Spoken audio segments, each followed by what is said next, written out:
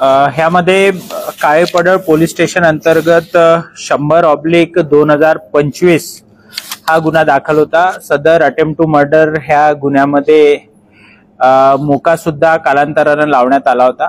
ह्या मोक्याच्या गुन्ह्यामध्ये एकूण 17 आरोपी आहेत आणि त्या 17 पैकी आम्ही आतापर्यंत 9 आरोपी हे अरेस्ट केलेले होते। 8 आरोपी अजूनही फरार होते। त्या आरोपींचा शोध घेत असतात त्यामधलाच एक आरोपी शाहरुख उर्फ अट्टी रहीम शेख ह्याबद्दलची माहिती काल गुन्हे शाखेच्या अधिकाऱ्यांना मिळाली होती। त्या अनुषंगाने काल 1600 वाजताच्या सुमारास गुन्हे शाखेची एक टीम इथनं सोलापूरसाठी रवाना झाली आणि त्या टीमने तिथे वर्कआउट केला असता लांबोटी गावामध्ये एका ठिकाणी सदरचा आरोपी हा लपलेला आहे अशी माहिती मिळाली। त्या माहितीवर वर्कआउट करून जेव्हा त्या घरामध्ये आम्ही प्रवेश करण्याचा प्रयत्न केला तेव्हा आमच्या एपीआय कांबळे यांच्यावर सदर आरोपीने फायर केला आणि त्याच्या रिटॅलिएशन मध्ये एपीआय कांबळे यांनी फायर केल्यावर तो आरोपी जखमी झाला। जखमी अवस्थेत त्याला हॉस्पिटलाइज केलं असता तिथे त्याला मृत घोषित करण्यात आलेला आहे।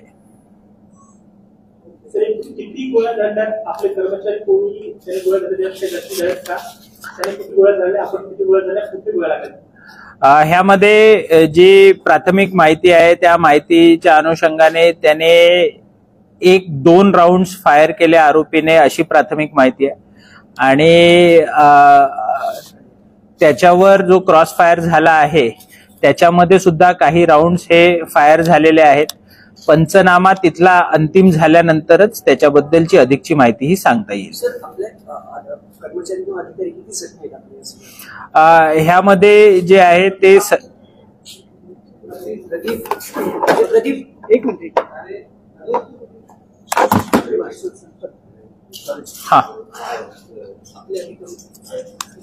ह्यामध्ये जे आहे तिथे आमचे जे अधिकारी आहेत ते सुद्धा हॉस्पिटलला गेलेले आहेत आणि ते कोणीही गंभीर अशा स्वरूपाचे जखमी नाही आहेत।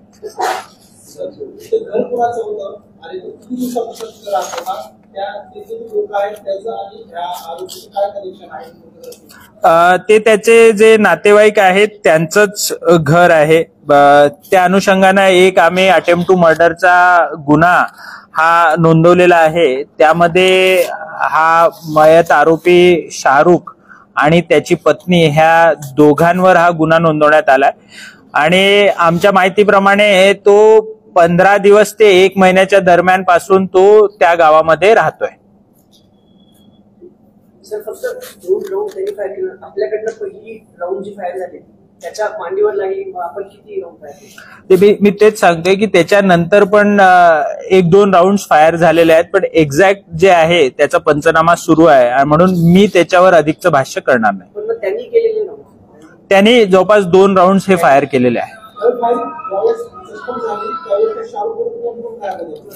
त्यामध्ये त्याच्या खोलीमध्ये शाहरुखची पत्नी आणि 3 लहान मुले त्याच्या नातेवाईकांचीही तिथे त्या खोलीमध्ये होती अशी प्राथमिक माहिती आहे।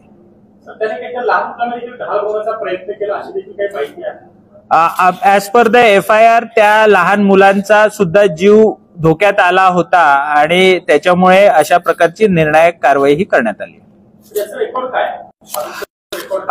आपणा सर्वांना मी त्याची माहिती सुद्धा देईल। शाहरुखवर आजतागायत 2011 पासून ते आजतागायत जवळपास 15 गंभीर स्वरूपाचे गुन्हे आहेत।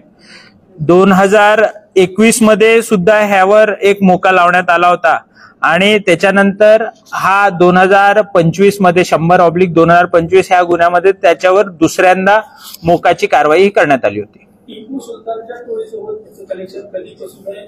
पहिल्यापासून त्या टोळीत आहे का याचा स्वतंत्र काही गुन्हेगारी?